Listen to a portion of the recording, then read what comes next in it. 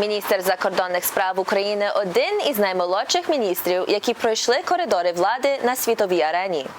У винятково щирій розмові з співведучими Global Impact Рicci та Бociurkiw сьогодні представляємо постать міністра Дмитра Кулеби. Почуємо міркування міністра про повільний підхід Європейського Союзу до інтеграції України, про доцільність дальшого існування Об'єднаних Націй, про свій надзвичайний шлях у світ дипломатії та про його улюблений метод приготування української національної страви. And I have to say, in my recent travels, well, not even recent travels over the past couple of years at least, meeting your ambassadors, and who, by the way, your ambassadors and embassies have been very hospitable and helpful to me, I've got to say. But I'm seeing a kind of new generation of diplomats, very professional, more females. One of your top diplomatic posts, Washington, D.C., is filled by a very accomplished female, as you know.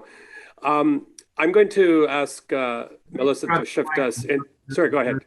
That I want to mention, just to do some self-advertisement. When I became foreign minister, we had 4 female ambassadors in the system. 4.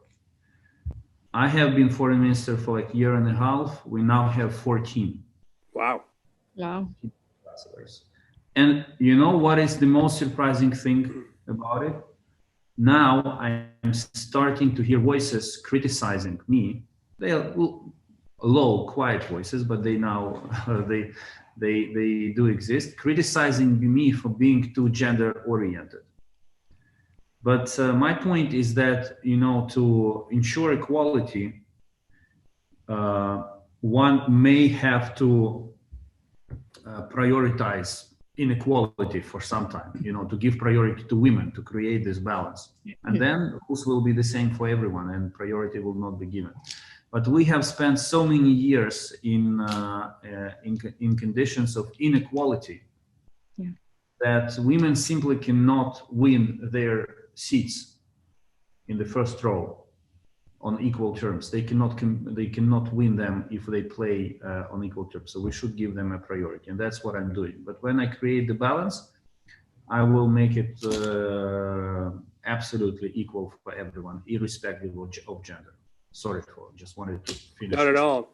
I was warned not to ask this question, but since you brought it up, you have a very important decision to make to fill an ambassadorial post here in Canada. Are you going to give us any hint, or we should wait? Well, I nominated a female ambassador to Ottawa. Fantastic. All right. Well, we look forward to welcoming her. I feel in my element right now. Right. Female talk. I'm going to ask Melissa to transition us to EU membership, but before we do, all of those telephones next to you, are they direct lines to Berlin and Paris and presidential office? Or? That's direct line to Paris and Berlin is WhatsApp. Okay. Here we go. This is what happens to have someone from a different generation. This particular messenger, I'm just making the point about the importance of online messengers in policy. Right. Okay, so let's now dive into Europe. Let's fly to Europe and talk about the EU. Can we stay in America? No? I am LA. So I need to get back. I haven't been back home since the pandemic, so I miss Europe. But we'll see, you know, things are probably going to get better, hopefully soon, and we'll be able to travel more. But on that note, so I have a question for you, Minister, on, okay, so Ukraine is a beautiful country, okay? It has more than 43 million people. It's the second biggest country in Europe, lots of resources. It's known for its brains and grains, has great agriculture, gas, rich resources, smart and beautiful women and men, I guess. I don't know. Haven't met many Ukrainian, but so far it's good. And what's going on? Why is it taking so long for Ukraine to be fully part of the European Union? What's going on here? Well, we both Ukraine and the European Union share responsibility for that. Okay. Ukraine has not been consistent on a number of issues, reform-related issues required by the European Union. But at the same time, the European Union has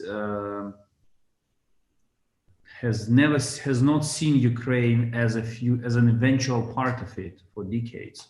Okay. And it is only now that I see this idea becoming more widespread. I wouldn't say popular, but widespread in the European Union. On the other hand, it clashes with some very important EU countries who do not want the European Union to expand at all. The problem is the following.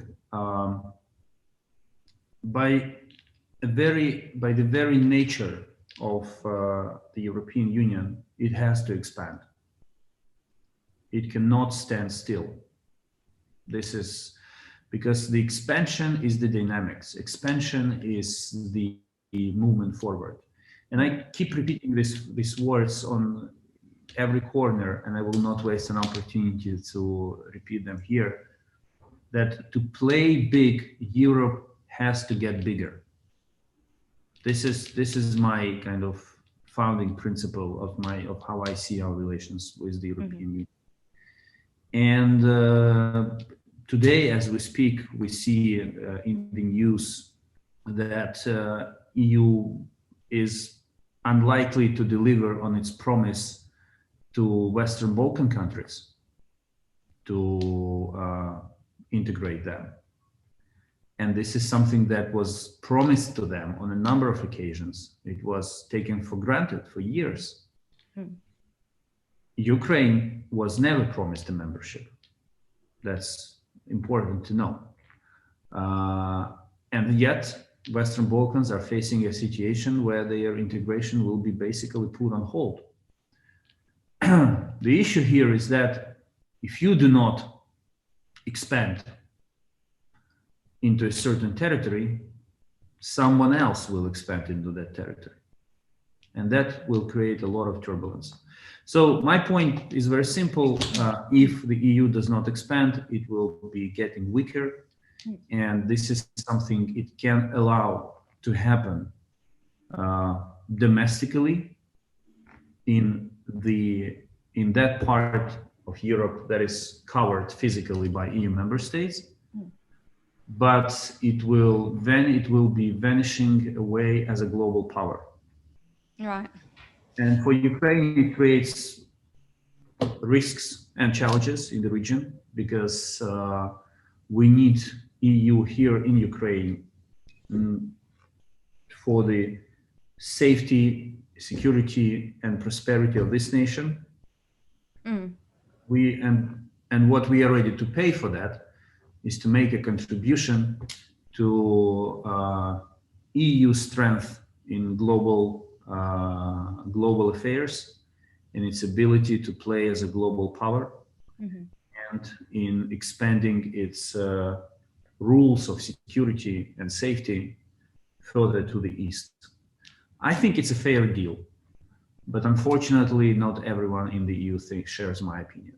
But do you think that maybe Brussels is afraid of provoking the Kremlin by making you part of the European Union?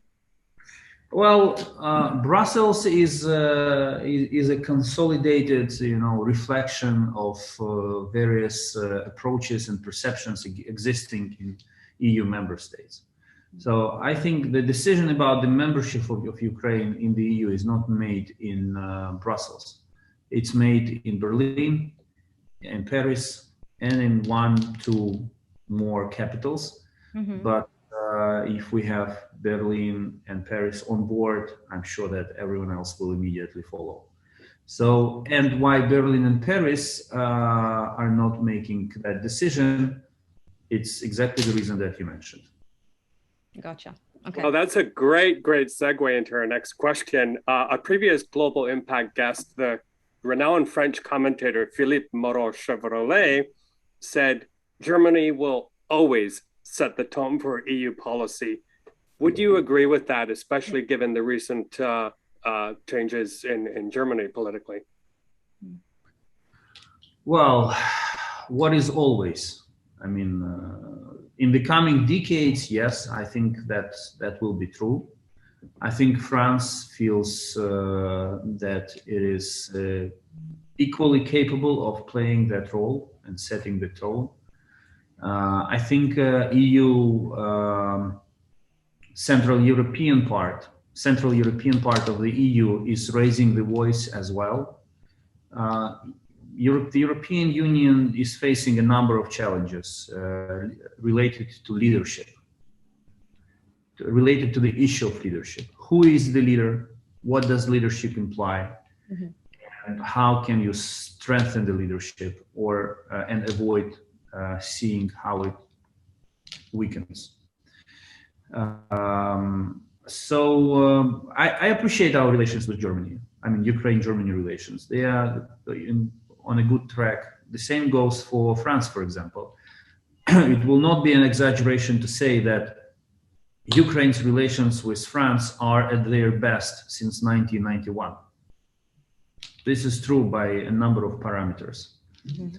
But we still haven't reached the point where Berlin and Paris will consider Ukraine on its own merits and not as part of their Russian policy. And this is the strategy.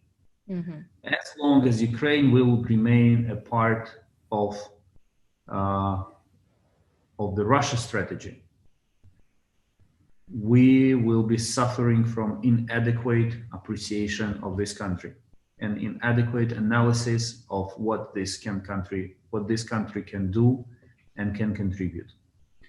And I know I do not sound diplomatic enough, but this is exactly the point I'm making in both Berlin and Paris. Stop seeing us through the prism of Russia. If you do that, you will see a completely different country, a completely different perspective, and completely different set of benefits for both and gains for the European Union and both of you if we get closer to each other. Thank you. And it's not really a question, but as you know, diplomacy is a fine art also of examining nuances. I remember at the Normandy format meeting in Paris, your predecessor was there, but it made some headlines when we saw Vladimir Putin pull up in that ostentatious bulletproof, whatever you call it. Macron hugged him, but all President Zelensky got was a handshake. So that was interesting to watch. Europeans must stop being naive when we are under pressure from powers who at times harden their stance.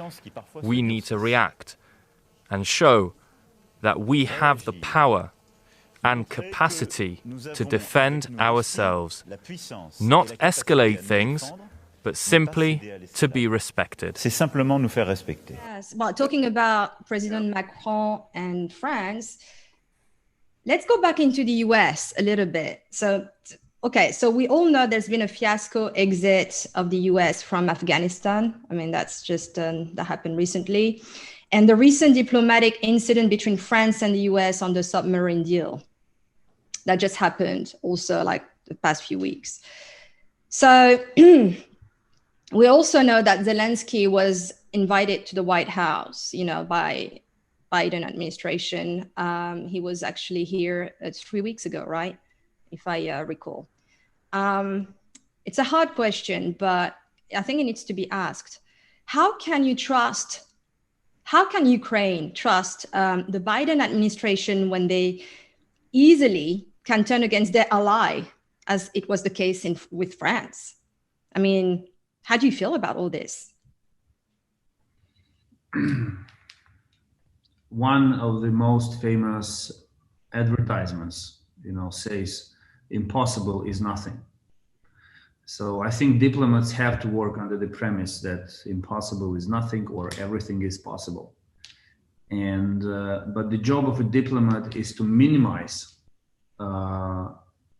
opportunities for others to sideline you or to ignore you or not to take your interests into account. This is the job of a diplomat. You cannot, like in sports, you cannot win all the time. But it doesn't mean that you have to give up competing and you have to give up fighting. We deeply appreciate the role of the United States in strengthening and in building Ukrainian independence since 1991. It goes without saying that today the United States is Ukraine's political and security ally number one. Mm-hmm. This is the statement of the fact. And our job is to make sure that this, that no other country in the world can create such foreign policy circumstances or offers United States something that can shatter this status, in the current status in Ukraine-US relations, or block these relations from advancing further.